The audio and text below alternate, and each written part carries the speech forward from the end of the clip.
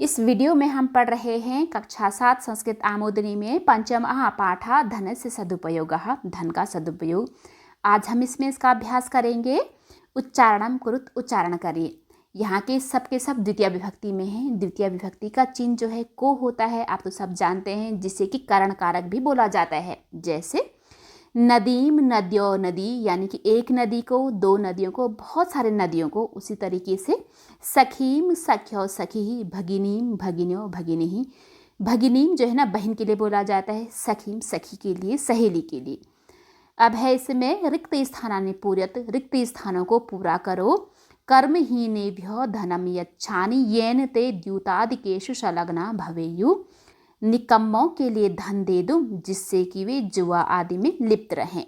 अब है इसमें खा, अवश्यमेव तव वचनस्य पालनम भविष्यति, अवश्य ही तुम्हारे वचन का पालन होगा। कूर्मांचलेषु दारमा इति उपत्यका प्रसिद्धा अस्ति, कुमाऊं में दारमा नाम की उपत्यका घाटी प्रसिद्ध है। मम पार्श्वे प्रभूतम धनम अस्ति, मेरे पास बहुत सारा धन है।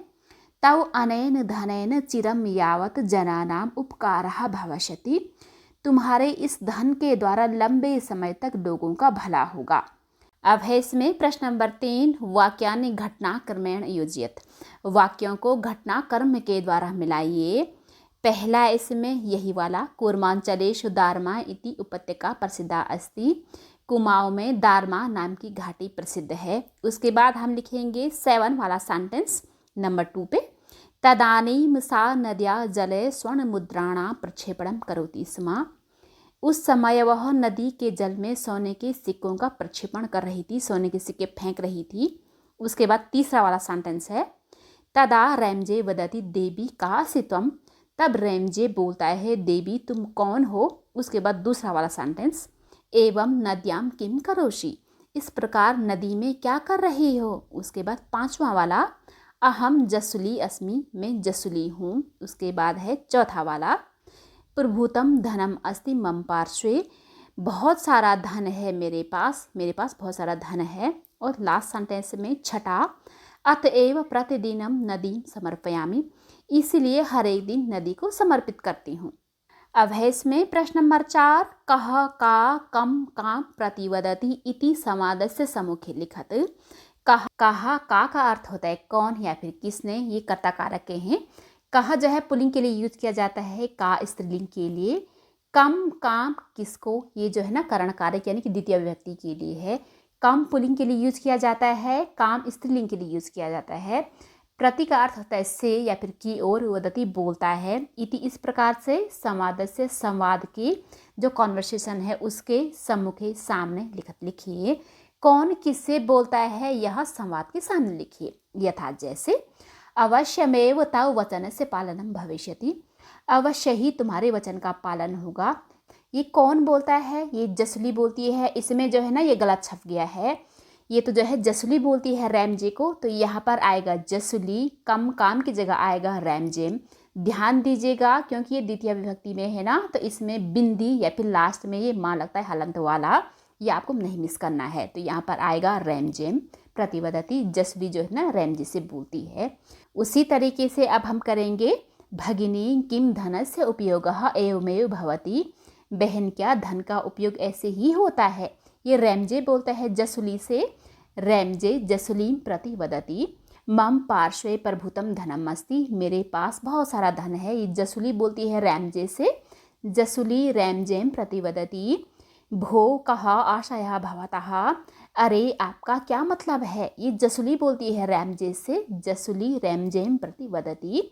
अहमपि तदा प्रसन्नतायाः अनुभवं करिष्यामि, मैं भी तब खुशी का अनुभव करूँगा। ये रैमजे बोलता है जसुली से, रैमजे जसुलीम प्रतिवदति। दोस्तों, इसमें 5वें प्रश्न में आपने इस कथा को अपनी कक्षा में हिंदी भाषा में सुनाना है। हालांकि मैंने ये जो है ना हिंदी ट्रांसलेशन वाले वीडियो में बताया है, इसका एक समरी वाला वीडियो भी है, उसको भी आप पढ़ के बता सकते हैं। अब है इसमें प्रश्न नंबर 6, प्रश्नानाम उत्तराणि लिखत, प्रश्नों के उत्तर लिखिए। कूर्मांचलेषु का प्रसिद्धा अस्ति, कुमाऊं में कौन प्रसिद्ध है। दारमा नाम की उपत्यका, तो का की जगह हम लिखेंगे दारमा इति उपत्यका, बाकी सारे word same to same copy होंगे। कूर्मांचलेषु दार्मा इति उपत्यका प्रसिद्धा अस्ति। कुमाऊं में दार्मा नाम की उपत्यका घाटी प्रसिद्ध है। ख में देखिए, काम उभयतः वृक्षा सन्ति, किसके दोनों तरफ पेड़ हैं? नदी के, तो काम की जगह हम लिखेंगे नदीम, नदीम उभयतः वृक्षा सन्ति। अब है इसमें गा, का असि त्वम, कौन हो तुम कौन हो? इस प्रकार से कहा किसने अवदत्त बोला। किसने बोला? ये राम जी ने बोला। कहा की जगह हम लिखेंगे राम जी। का असि त्वम इति राम जी अवदत्त, तुम कौन हो? ये जो है ना राम जी ने बोला। अब है इसमें घा, जिसका उत्तर काफी लंबा है। किम श्रुत्वा सा प्रसन्ना अभवत, क्या सुन करके वह खुश हो गई? त्वं संपूर्णे उत्तराखंडे दुर्गम पर्वतीय क्षेत्रेषु यात्रिणां कृते धर्मशालानां निर्माणं कारयतु।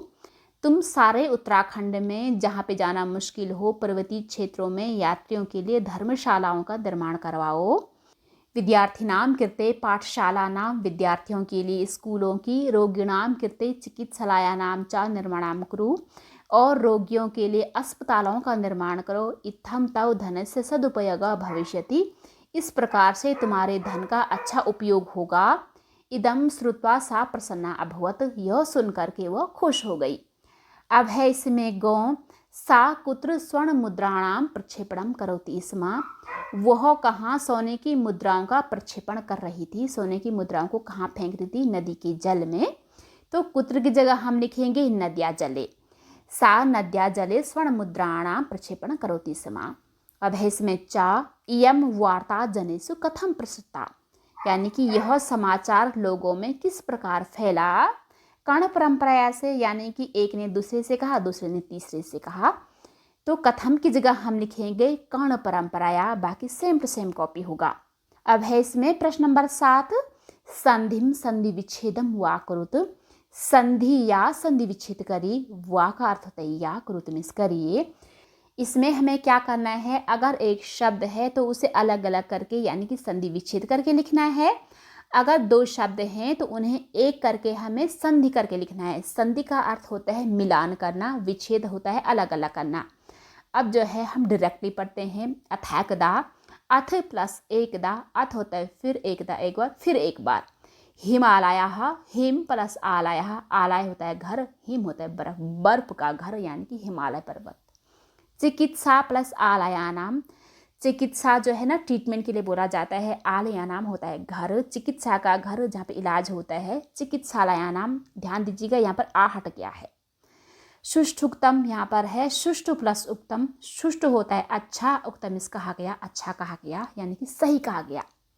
धर्म प्लस अनुरागिणी, इसका बना है धर्मानुरागिणी। अनुरागिणी होता है प्यार करने वाला, धर्म से प्यार करने वाला, जो धर्म पर चलता है, इसे धर्मपरायणा भी बोलते हैं।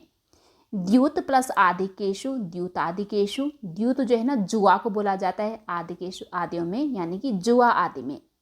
धनम अस्ति, धनम प्लस अस्ति धन है। द्यूतादिकेशु ये वही है, द्यूत प्लस आदिकेशु। अब जो है हम पढ़ेंगे इसमें प्रश्न नंबर 8, अनुवादम कुरुत, अनुवाद करिए। इसको जो है आपको एकदम ढंग से देखना है, क्योंकि यहाँ पर मैं आपको एक एक वर्ड का संस्कृत में ट्रांसलेशन बताऊंगी। पहला है नदी के दोनों ओर पेड़ हैं, तो आपने ध्यान देना है जहाँ पर भी उभयतः परितः आता है ना, उससे पहले वाले वर्ड में हमेशा द्वितीय विभक्ति आती है। तो यहाँ पर आएगा नदी के, नदीम, दोनों ओर को क्या बोलते हैं? उभयतः। पेड़ क्योंकि बहुवचन में है तो इसके लिए आएगा वृक्षाः हैं सन्ति, नदीम उभयतः वृक्षाः सन्ति। अब है इसमें मंदिर के चारों ओर फूल हैं, चारों ओर के लिए बोला जाता है परितः, इससे पहले द्वितीय विभक्ति आनी है ना। तो मंदिर के लिए आएगा मंदिरम। पुष्पाणि क्योंकि फूल बहुवचन में है, पुष्पाणि बहुवचन में है सन्ति, मंदिरम परितः पुष्पाणि सन्ति। अब है इसमें तीसरा, रोगियों के लिए चिकित्सालय का निर्माण करो। तो यहाँ पर है रोगियों के की संस्कृत होती है रोगाणाम, लिए कृते, चिकित्सालय का क्योंकि एक वचन में है ना, तो इसमें आएगा चिकित्सालयस्य। निर्माण के लिए आएगा निर्माणम करोमिस कुरु, रोगाणाम कृते चिकित्सालयस्य निर्माणम कुरु। अब है इसमें चौथा, अवश्य ही तुम्हारे वचनों का पालन होगा।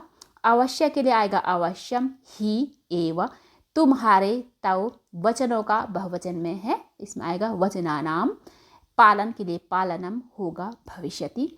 अवश्यम एव तव वचनानां पालनम भविष्यति। अब है इसमें पांचवा, ईश्वर की कृपा से पुनः मिलेंगे। तो कभी कभी क्या होता है ना कि word to word ditto Sanskrit नहीं होती है, उसका जो भाव बनता है ना वैसे हम करते हैं जैसे कि हम इंग्लिश में ट्रांसलेट करते हैं।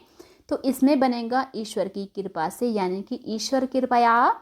ध्यान दीजिएगा से जो है तृतीय विभक्ति में आती है, तो या में ऑलरेडी तृतीय विभक्ति लगी है, इसलिए पुनः के लिए पुनः ही आएगा। ये ऑलरेडी संस्कृत का वर्ड है, हिंदी में भी पुनः बोलते हैं। मिलेंगे यानी कि मिलन होगा, मिलनम भविष्यति। दोस्तों यहाँ पर ग्रामर का पोर्शन है जिसमें बताया गया है री, रेप और रा के बारे में। इसमें हमें क्या करना है ना, ये बहुत सारे वर्ड्स जो है इन पर बने हैं। इन वर्ड्स को जो री, रेप और रॉ के अंतर्गत आता है उनके कॉलम में हमें फिट करा करके लिखना है।